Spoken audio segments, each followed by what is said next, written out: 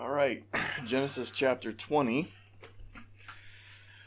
Before I begin this, I was reflecting on previous chapters about an hour or so before making this recording, and I was thinking about how the injustice of the situation of how Abraham lied to the Pharaoh about Sarah being his sister when really it was his wife, just to save his own skin and to get gifts, presents, cattle, money. All he was giving him things because he was wanting to win over Sarah.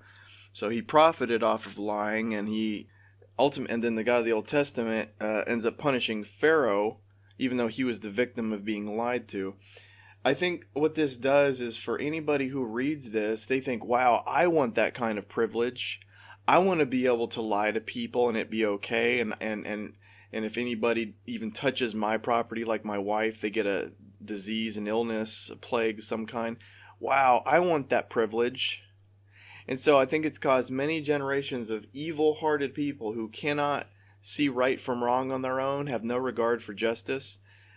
They love this. They're like, I want to have lots of faith in that devil God because then I get things and he will kill my enemies. And even if it's unfair, it doesn't matter. I'm his boy. Like, they want to be a made man in the mafia of... The way they wrote that whole thing is to entice evil-hearted people. Anyway, it was just a thought that I had earlier, but I'm going to continue on with Genesis chapter 20. Now, Abraham moved on from there into the region of Negev and lived between Kadesh and Shur. For a while he stayed in Gerar, and there Abraham said of his wife Sarah, "She is my sister." So he's lying again. Father Abraham the liar, the father of lies, is once again lying. Jesus said, "Let your yes mean yes and your no mean no, and anything else comes from the evil one." So he is constantly speaking from the evil one, Abraham. Father Abraham, the father of lies. They all called themselves descendants of Abraham, and he called them children of the devil, children of the lie, because Abraham was the liar. Verse 2, and there Abraham said of his wife, "She is my sister." Then Abimelech, king of Gerar, sent for Sarah and took her. So man, Sarah is just... And wait, aren't they old? They're old, aren't they? I know it's been a day since I did the last one, but yeah, they're old by this point. She's in her 8. Ugh.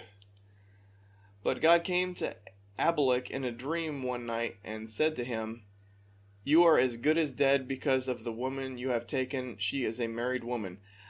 I would have been like, dude, you're good as dead because she's old. She's way too old. This has got to be a sex crime to have sex with somebody over 80. So here it is. The god of death, Satan, who steals, kills, and destroys, comes to Abimelech in a dream one night and said to him, "You are as good as dead because of the woman you have taken. She is a married woman." How was he supposed to know that if the liar Abraham lied to him? He believed she was single. He took a single woman. But now he's being accused of a crime when he was actually the victim of being lied to. Once again, the unjust God is threatening now to kill one of his beloved humans, right? Remember in Genesis that humans are made in God's image and so they're beloved? Well, not this one, because he was the victim of being lied to by Abraham. I'm sick of this crap, man. Verse 4, now Abimelech had not gone near her, so he said, "Lord, will you do..." Oh, so, wow, so the God of the Old Testament was ignorant and did not know that he didn't have sex with her. It says in verse 4, he had not gone near her, but he's being accused, the God of the Old Testament is accusing him of having sex with a married woman when he didn't even have sex with her. So the God of this Old Testament is not all-knowing, once again, and accusing him of a crime he didn't actually commit, and even though he was the victim of the lie of Abraham. Notice how the God of the Old Testament is not coming to Abraham saying, "You're as good as dead for pimping your wife out for property. You're as good as dead for lying to all these people to pimp your wife out for property." No. He goes to the victims of the crime and threatens them. Verse 4, now Abimelech had not gone near her. It's funny how the narrator knows more about what happened than the God of the Old Testament. And we have to trust in the narrator for what actually happened, because the God of the Old Testament says, because you're as good as dead because the woman you have taken, you have had sex with, is a false claim, a false accusation. He's the accuser of our brothers. day and night. Where have we heard all of this? The God of the Old Testament is Satan. He's accusing him in a false accusation of this man. Verse 4, once again. Now Abimelech had not gone near her, so he said, Lord, will you destroy an innocent nation? Did he not say to me, she is my sister? He didn't, and didn't she also say, he is my brother? So she was lying too. It wasn't just Abraham lying. Sarah was lying too. I have done this with a clear conscience and clean hands. Then the God of the Old Testament, Satan, said to him in the dream, yes, I know you did this with a clear conscience, and so I have kept you from sinning against me. He just accused him of having sex with her. Now he's like, oh, that's right. You're right. Okay, you're right. I didn't know that you didn't have sex. Okay, yeah. So I kept you from doing it because... And it seems like all that matters is a clear conscience. You know, there are a lot of people that can do evil things with a clear conscience. You know, like kill a whole nation of people off. That is why I did not let you touch her. He just got done accusing him of having sex with her, and now he called this guy has to call this false accusation out, and now in this, I can't. I'm sorry. Oh gosh, whoever wrote this is just stupid crazy. Verse 7. Now return the man's wife, for he is a prophet. Oh please, a prophet. No, he's a liar, a murderer, and a greedy pig who pimps out his wife. He is not a prophet of God. Period. He is the father of lies. Continuing on, for he is a prophet, and he will pray for you, and you will live.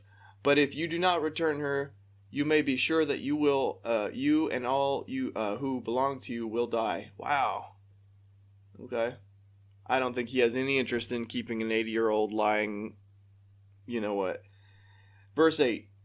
Early the next morning, Abimelech summoned all his... Now, I want to mention something that's being overlooked here. The fact that Sarah and Abraham have such a casual and open relationship that they're okay with just her sleeping around with rich dudes for money. Okay?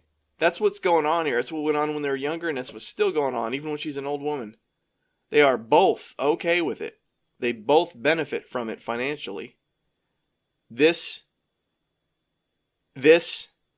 is God's representative, a liar, a pimp, a whore,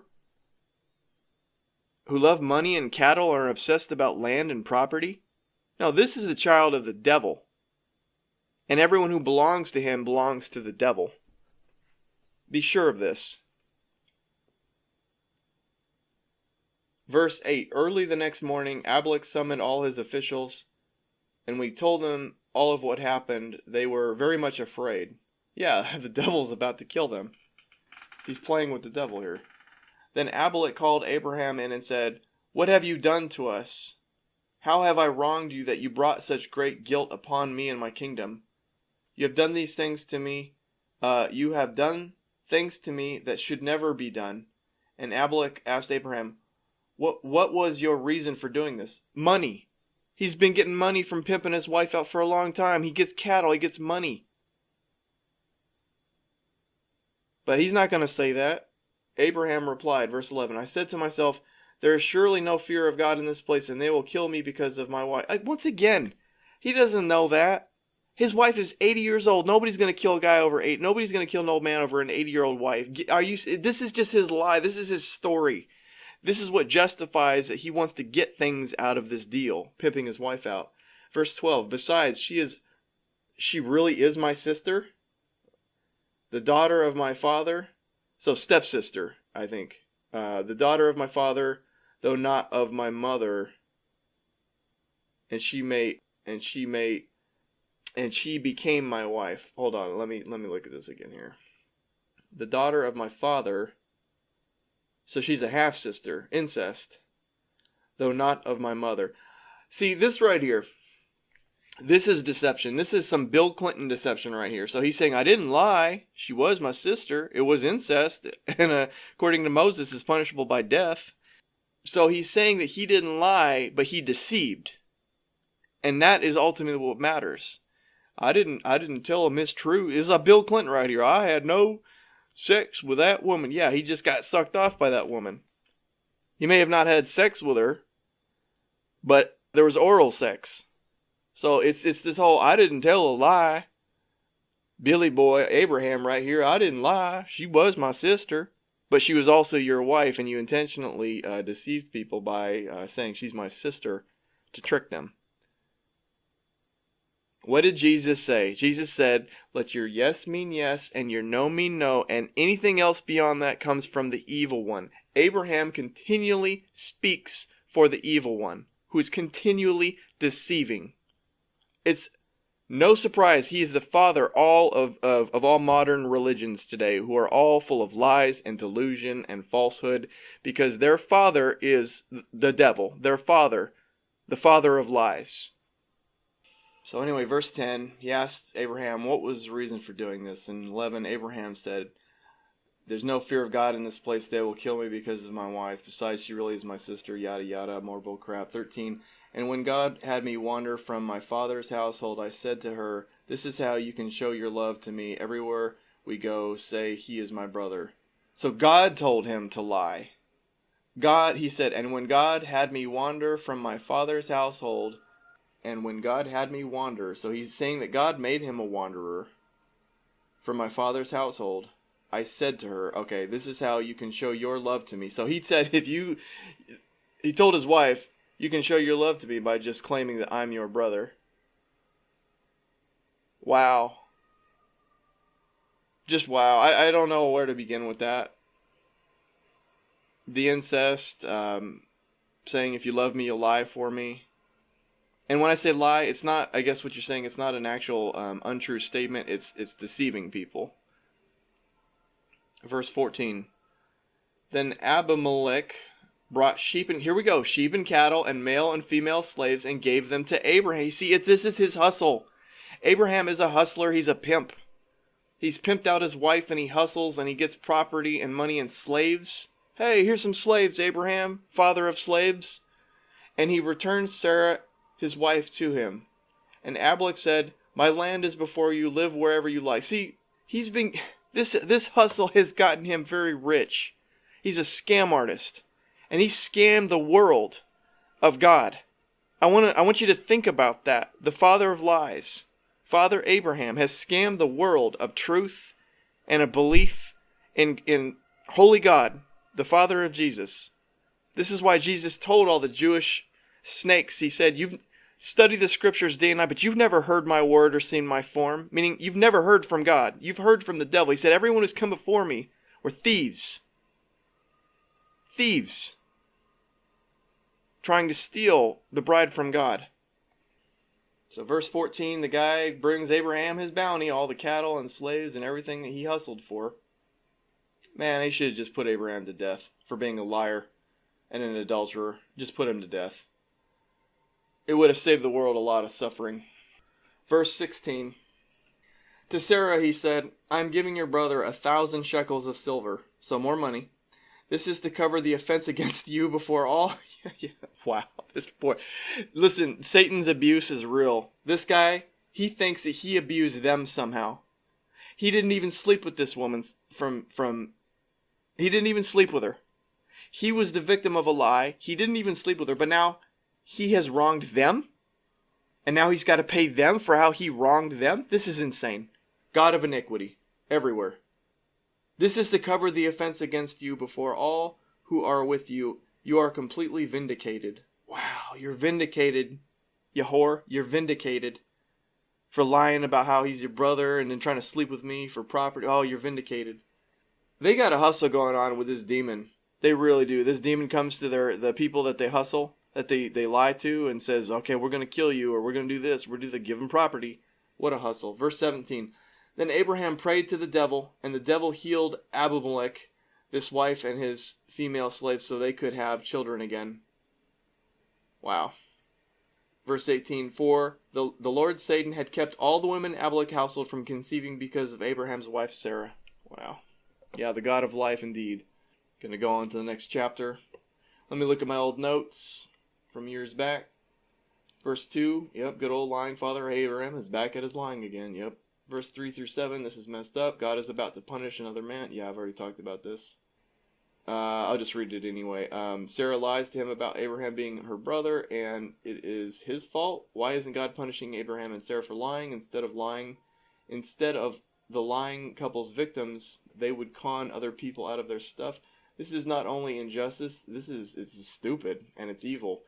This angel of light that's running around playing God with people is definitely Satan. Verse 11, here comes the excuse of Abram's, because the people weren't afraid of God, that justifies lying to them and conning them out of their property.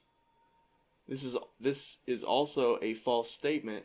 If Abraham was right and these people didn't fear God, then Abimelech would not be terrified. Yeah, okay, good point, old Daniel. I forgot about this. Yeah, if Abram was right that these people didn't fear God, then the Abimelech king, isn't it funny how every time they go to a land, they're always somehow brought to the king or the pharaoh, the guy with all the money in the land? You think that was an accident or a coincidence? They just always found the guy with the most money in town, and that's who they hustle. Anyway, I make a good point here.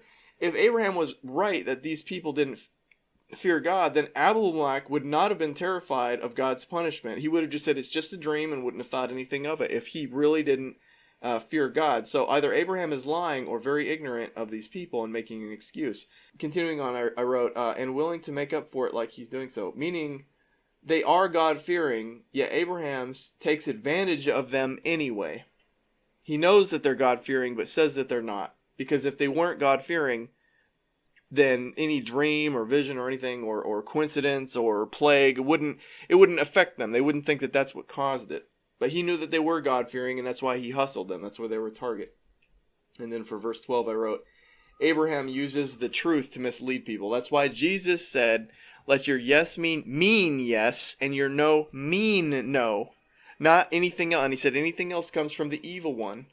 Meaning, if you say something but you mean something else, like he's my sister, but you mean he's not my, or she's my sister, but you mean that she's not my wife, that comes from the evil one. Jesus called Abraham out on this one. Genesis 21, the birth of Isaac. Now the Lord Satan was gracious to Sarah, as he had said, and the Lord Satan did for Sarah what he had promised. Sarah became pregnant and bore a son to Abraham. So this was actually the first immaculate conception. It doesn't say anything about how Abraham did this, and if you remember right, the angel, those three demons that said, "Oh, don't worry about it, we'll get her pregnant in a year from now." They're kind of saying that Abraham was immaculately conceived, Isaac was immaculately conceived. We have no reason to think either way. It doesn't say that Abraham did impregnate her, and it doesn't say that it didn't, but it leads you to think that he didn't because of how old he was and how the demons who were with him said, we're going to get it done, don't worry about it.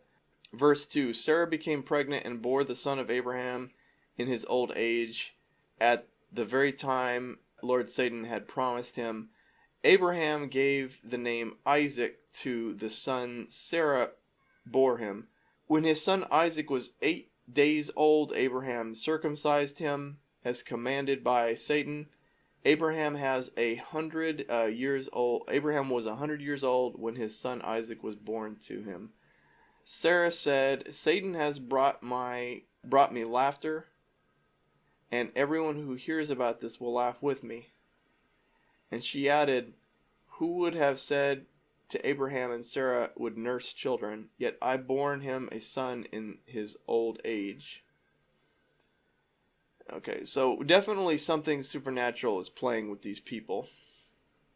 They think that it's God, but I think it's demonic.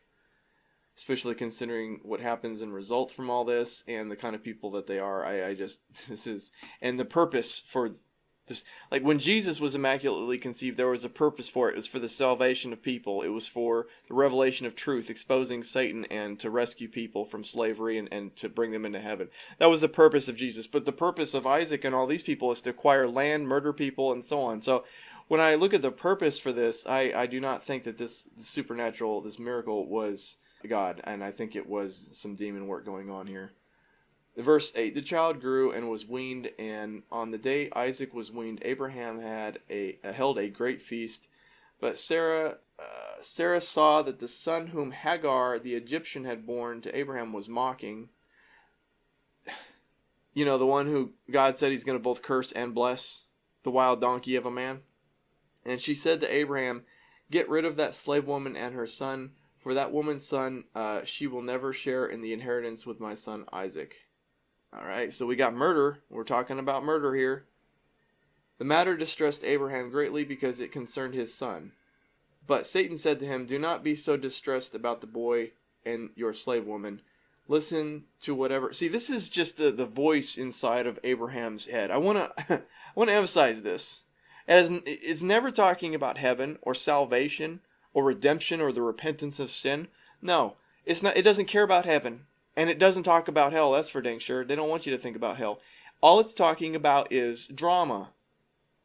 Property, drama, inheritance, money, human issues. That's the voice inside of Abraham's head, but they're calling it God, and it is blasphemous for them to be doing this. Verse 12, but Satan said to him, do not be so distressed about the boy and your slave woman. Listen to whatever Sarah tells you, but because it is through Isaac that your offspring will be reckoned. I will make the son of the slave into a nation also, because he is your offspring. Verse 14, early the next morning Abraham took some food and a skin of water and gave them to Hagar. He set them on her shoulders and sent her off with the boy. She went on her way and wandered in the desert of Beersheba. Verse 15. So he's sending her away. He's not going to kill her. He's sending her away. Her and her son. He's sending them away. We can't have you here. Isaac's here now. He's more important. Verse 15. When the water in the skin was gone, she put the boy under one of the bushes. He didn't even give her that much water, huh? Wow, maybe he was trying to kill her, but make it look like an accident. Sends her off to the desert with only a little bit of water. Verse 16. Then she went off and sat down about a bow shot away, for she thought, I cannot watch the boy die. Yeah, so she thinks we're going to die out here. And she sat there and she began to sob. This woman has had an awful life.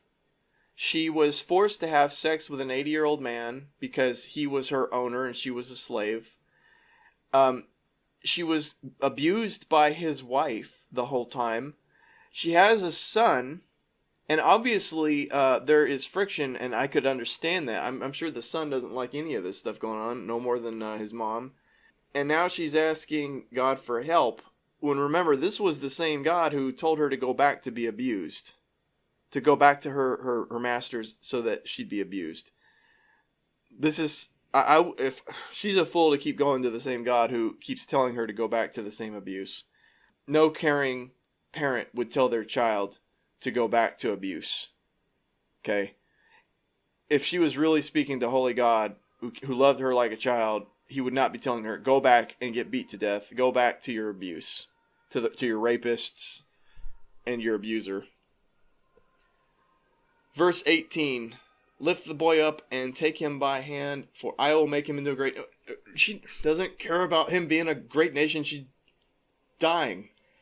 Verse 19, then Lord Satan opened her eyes and she saw a well of water. So she went and filled the skin with water and gave the boy a drink. Okay, so the devil wants them to live. I'm making a note of this because I can't remember how all this plays out, but... Later on, what I'm getting at is later on, if him and his descendants are terrible and they're murdering all kinds of people and God is distressed by this, just remember that it was God who decided to let them live out here. I'm just making a point that he's literally fueling a war later on by keeping them alive, if that's what he didn't like later on. Again, the God of the Old Testament is not all-knowing, and so that's a giant red flag. Verse 20, Satan was with the boy as he grew up. He lived in the desert and became an archer. While he was living in the desert of Paran, his mother got a wife for him from Egypt. Oh, that's sweet. For your 20th birthday, I got you a wife. Aw. Sorry, just... Verse 22. At that time, now I guess maybe it was not a birthday present. Maybe it was a punishment. Maybe he really pissed her off, so he got her. I don't know. Verse 22. At that time, Abimelech, that poor guy, and Phicol, fickle, whatever. The commander of his forces said to Abraham, God is with you in everything you do. Well, that's what they think. It's really Satan. Now swear to me before God that you will not deal falsely with me or my children or my descendants. Now, just remember what Jesus said about swearing on things above yourself. Don't do it. Don't do it. Don't swear in the temple. Don't swear on anything. But here we go. Abraham's going to swear on God and everything above him. When Jesus said, was literally speaking again against Abraham, saying, don't swear on anything above you. Don't swear on the temple. Don't swear on God. Don't swear on anything. Your angels, your mom, nothing. Don't swear on it. It just said, let your yes mean yes and your no mean no. Jesus' entire message was against the God of the Old Testament and these patriarchs. And just because you got him quoted in one line talking about Abraham in heaven, just because later priests decided to describe it in that way, doesn't mean that it negates his entire message. If anything, it just shows that one line was most likely false. So now this guy, this Abimelech guy, he's rightfully distrustful of Abraham, the way Abraham conned him and lied to him. So now he wants some kind of assurance in any way he can get. And he said, I want you to swear before God that you're not going to deal falsely with me like last time, or my children, or my descendants. Show to me the country. So he really doesn't trust Abraham, and I totally agree with that. I wouldn't trust him either. Like I said, he should have put him to death the moment he found out the guy came in and tried to con him and pimp out his wife. I would just put that fool to death, and that's it. He can go con someone in eternity, but he's not going to con anybody in my land. Then Abraham complained to Abimelech about a well of water that Abimelech's servant had seized. But Abimelech said, I don't know who has done this. You did not tell me, and I heard about it only today. Okay, so Abraham is mad at Abimelech for not being all-knowing, even though his God is not all-knowing. Brilliant. Verse 27. So Abraham brought sheep and cattle and gave them to Abimelech. Wow, there's a switch. And the two men made a treaty. Okay? So basically, Abraham probably brought that guy's sheep and cattle that he gave Abraham back to him. And got a treaty out of it. Abraham set apart 7 ewe lambs from the flock, and Abimelech asked, what is the meaning of these 7 ewe lambs you have set apart by themselves? He replied, accept these lambs from my hand as a witness that I dug this well. So that place was called Beersheba, because the two men swore an oath there. Alright. I'm sure this is important, and I'm not paying attention as I'm reading it. Let me go back and actually read this. So there's some well... Oh, it was that well that goes back to his past, if I remember right, yeah. After that treaty had been made at Beersheba, Abimelech and Fickle, the commander at Fickle... I love it, Commander Fickle. It's like if the guy's name was Coward, Commander Coward, Commander Fickle. Judge Fickle, that would be another one. Judge or Commander Fickle, somebody who's indecisive, that would be great. An indecisive commander. Commander Fickle of his forces returned to the land of the Philistines. Abraham planted a tamarisk tree in Beersheba, and there he called on the name of Satan, and Abraham stayed in the land of the Philistines for a long time. Okay. Let's look at my past notes here for this chapter. I don't have much here. That's good, because it's really not a whole lot to talk about, actually. Let's see, chapter 21. After a lifetime of deceiving people about his marital status, to con people out of their property, abusing slave women who cheated with, now he is rewarded by his God, his promised son. Yeah. See, if you do enough evil in life, the devil will finally grant your promises, I guess. Verse 24, Abram destroys or disobeys Jesus' command to not swear by anything, especially not by swear by God. Yeah, Jesus speaks clearly against Abraham in this whole chapter, and nobody wants to see it because they think that he and Abraham are homies, and they're not. Jesus is literally speaking. Jesus spoke against Abraham, he spoke against David, he spoke against Solomon, he spoke against all of the patriarchs of the Old Testament, but namely Abraham. Of all the characters he spoke against Abraham. His whole message speaks against it. A one line does not negate an entire message. Like I said, one line just makes you question what scribe decided to add that in. That story, that word, What if the original verse was, what if you saw everyone in heaven and you weren't there? And that's all it said. But then the scribe added, everyone in heaven and Abraham and you weren't there. All of a sudden, oh, see, he's friends with Abraham. No, he's not. His whole message is against Abraham. Chapter 22. Abraham tested. Now remember, Jesus said that God doesn't test anybody. And an all-knowing God wouldn't need to test anybody. If you're all-knowing, you don't need to. You already know the results. You already know what people's hearts are made of. You don't need to test anybody. A test is for something that is not all-knowing. Putting somebody to the test, I should say. That's not to say that a person doesn't go through life and is tested by the circumstances. I'm just saying that God himself does not test anybody, and Jesus says this. And again, an all-knowing God would not need to test anybody. There's no point in it. You already know the results. Why put somebody through the test? It's like the whole story of Job, which I'll get to later. God would have already known what the man's heart was made of. He didn't have to murder his whole family and take everything and cause them suffering and pain. He wouldn't have had to do that. God would have already known the results in the end. And wouldn't have had to do the whole thing to begin with. Only the devil would test somebody like that and hurt people like that for the purpose of knowing if they're loyal or not. So this chapter is titled Abraham Tested, chapter 22. Sometime later, God tested Abraham. False. Jesus said God does not test anybody. So here we go. God tested Abraham. The devil tested Abraham. He said to Abraham, "Here I am," he replied. Then the devil said, "Take your son, your only son who you love, Isaac, and go to the region of Moriah. Sacrifice him there as a burnt offering on a mountain I will show you." This is not God. God is not the murderer of children. He does not tell you to kill your own child. This is the devil, speaking straight to Abraham as he has his whole life. If you ever needed proof, this is the moment. God would not lie or deceive or test or trick or tell somebody, command somebody to do evil. He would not do this. This is Satan at work. The God of the Jews, the God of the Old Testament. Verse 3. Early the next morning, Abraham got up and loaded his donkey. He took with him 2 of his servants and his son Isaac. When he had cut enough wood for the burnt offering, he set out for the place God had told him about.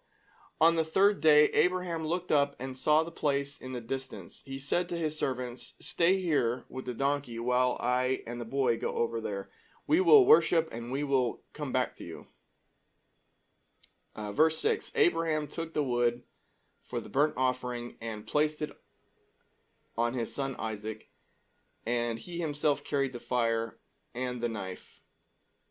As the 2 of them went on together, Isaac spoke up and said to his father Abraham, "Father?" ? "Yes, my son," Abraham replied. "The fire and wood are here," Isaac said, "but where is the lamb for the burnt offering?" Verse 8, Abraham answered, "God himself will provide the lamb for the burnt offering, my son." Oh, he's kind of lying to him right here. Why didn't you just tell your son? No, God said, "I need to sacrifice you. You are the lamb, and I'm going to sacrifice you." And the 2 of them went on together. So, once again, all Abraham does is lie. So, of course, he's not going to tell his son, "Oh, you're going to be the one being sacrificed, because that's who my God told me to sacrifice." No, he says that he'll provide the lamb. So he lied. That's not what his God told him earlier on. Verse 9. When they reached the place Satan had told him about, Abraham built an altar there and arranged the wood on it. He bound his son Isaac and laid him on the altar on top of the wood. Then he reached out his hand and took the knife to slay his son. Wow. Verse 11. But the angel of the Lord called him out from heaven, "Abraham, Abraham." "Here I am," he replied. "Do not lay a hand on the boy." So here we go. His God is now double-minded and always changing his mind. First, kill your son. Sacrifice him on the altar. And now he's saying, don't lay a hand on your boy. Don't do anything to him. Let me read this whole verse so you can see the stupidity of this whole thing. Verse 12. "Do not lay a hand on the boy," he said. "Do not do anything to him." Ignore what I last said, basically what he's saying. "Now I know that you fear God." Now, if this is God speaking, why would he say You fear God. So this is somebody else speaking, or the writer was stupid and forgot to say, you do not fear me, because you have not withheld from me your son, your only son. So here we go. The wording on this tells me that the writer messed up. Do not do anything to him. Now I know that you fear God, because you have not withheld from me your son, your only son. He would have said, now I know that you fear me, because you have not held from me your son, your only son. Here is a being that is petty and not all-knowing, that is asking a man to kill his own son to prove that he fears, him. Where is the love in this? All-knowing God knows who fears God and not. This is something else. This is, like I say, it's a demon, it's Satan, it's something else, but it is not holy God. It's evil. It's really evil. And this is the beginning of all religion in the world, is this man Abraham and his devil God. Verse 13, Abraham looked up, and there in the thicket he saw a ram caught by its horns. That was a bad day to get caught by your horns, man. You at the wrong place at the wrong time, my man, my ram. He went over and took the ram and sacrificed it as a burnt offering instead of his son. So Abraham called the place, the Lord will provide. And to this day it is said, on the mountain of the Lord it will be provided. The angel of Satan called to Abraham from heaven a second time and said, I swear, here we go, now, what? Oh my gosh. I swear by myself, declares the Lord, that because you have done this, wouldn't God just say, this is so? Why does he have to say, I swear? Jesus said, don't swear by anything. It's like saying, I promise to do this. I promise you I'm not lying. If you're not lying, you wouldn't even have to say, I promise you I'm not lying. You would just say yes, or you would say no. Let your yes mean yes and your no mean no. But here we even have the God of Abraham has to swear by things now. I swear by myself, declares the Lord Satan, that because you have done this, and you have not withheld your son, your only son, I will surely bless you and make your descendants as numerous as the stars in the sky and the sand on the seashores. And that's really sad. I mean, like Jesus said, the majority of people will go to hell and very few will find heaven. Well, he's saying right here that I will make your descendants as stars in the skies, meaning many, many, many people will be his descendants. But Jesus said that very few people go to heaven. Your descendants will take possession of the cities of their enemies, and through your offspring all nations on earth will be blessed, aka cursed, because you have obeyed me. Wow. So this was a big deal. He was willing to sacrifice his own son. That's about as evil as it gets. It's a treachery to your offspring. It is murdering a child, murdering innocence, your own child. And this is why the evil Christians thought that God the Father wanted Jesus to die and killed Jesus, and God didn't kill his own son. Evil religious people killed Jesus, okay? God did not kill his own son. Jesus offered his life up to the consequences for speaking the truth, but God did not kill Jesus. I want to make that very clear. God is not... The reason they did that is because they have Abraham as their example. They think that it's a righteous thing to give up your most valued possession, Abraham, now, or your son. Now, interesting, if you really wanted to put Abraham to the test, he should have said, give away all your rich to the poor. I don't think he would have done that. I think Abraham would have rather given up his son on a sacrificial altar than give up his comfort, give up his money. It's funny how God doesn't test them that way, right? Or I should say the devil doesn't test them that way. He tests them by, will you do evil? Not will you give your money to the poor and actually do something worthwhile with your money. Will you murder your own son? Oh yeah, I'm cool with that, is what Abraham's saying. Yeah, I got it. I got it. He's dead. Good as dead. One dead kid coming right up. Like literally, Satan came to the takeout, to the drive-thru, and said, I like one dead firstborn, or one dead child of yours named Isaac. And he's like, yep, coming right up. And then he comes up to the window, and he's like, you know what? Hold the dead child. We'll just go with Ram today. Okay, we'll change your order. I mean, seriously, come on.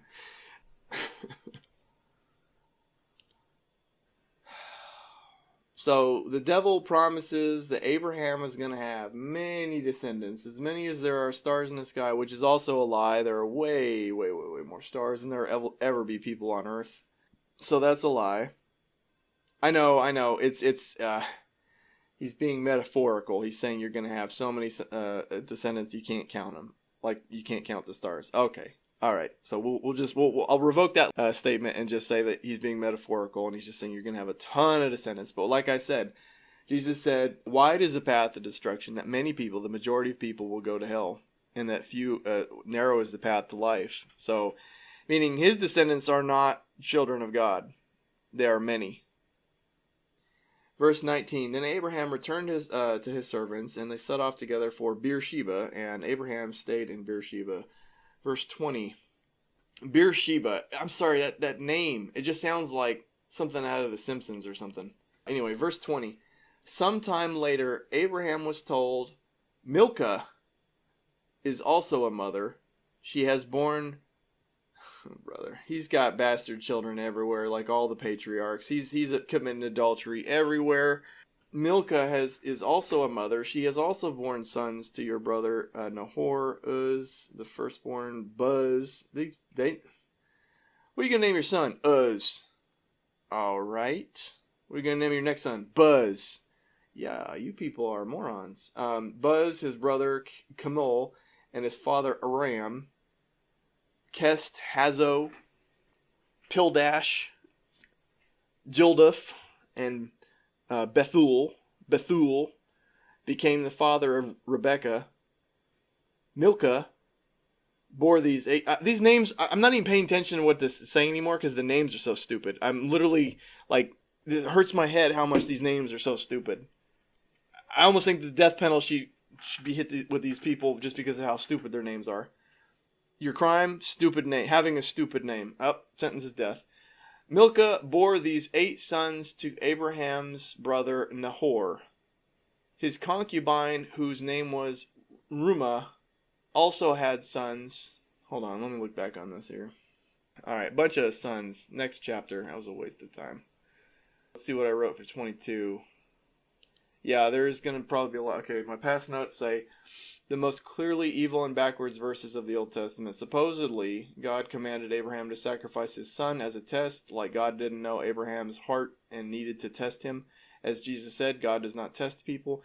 Therefore, the voice Abraham was hearing was not God, but Satan. Verse 8 also sets the stage for evil Christianity. Later, when people believe that they were saved just because Jesus died on a cross for them as a sacrifice, completely devoid of their own personal evils in their life.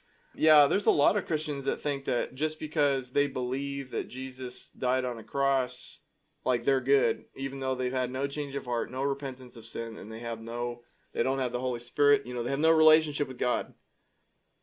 They just kind of acknowledge what anybody could acknowledge. Even the demons acknowledge that Jesus is Lord. Even the demons acknowledge what happened, but they're not going to be in heaven, so what good is that to you? So anyway, verse 12 I wrote, it is in this verse that we know Abraham's God is Satan. An all-knowing God would have known this, but a limited and evil angel such as Satan would not.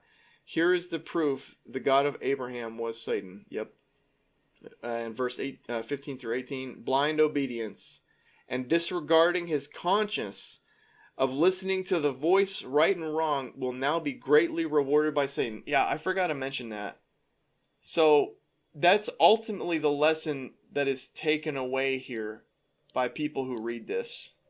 That you are to blindly obey the devil and ignore your conscience, that part of you that tells you this is wrong. You should not be about to kill your own child. This is wrong. Everybody has been given a conscience. Maybe these people weren't. I don't know. They're children of the devil. And maybe they don't have a conscience. I don't know. I know some people are born without a conscience. I know that's actual condition. Psychopaths and stuff. But most people are born with a conscience. And the Bible right here is telling you to ignore your conscience and listen to the voice of the devil above anything else. Don't use reason. Don't listen to right and wrong. Ignore truth and ignore goodness to blindly obey. And this is setting the stage for all of evil religion from this point forward. Like I said, Abraham was the father of lies, and he was the father of all of the religions of the world that are going to hell. And this is what was setting the stage. This act right here of being willing to murder his own child because God told him so.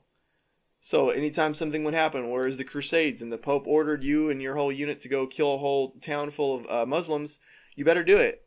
You better do it because blindly obey. Don't question it. Don't think you know that this is wrong and you shouldn't be murdering these kids and these people did nothing to you. And don't do it. Just obey. Be like Abraham. Be of great faith. Obey. And this is where it all started.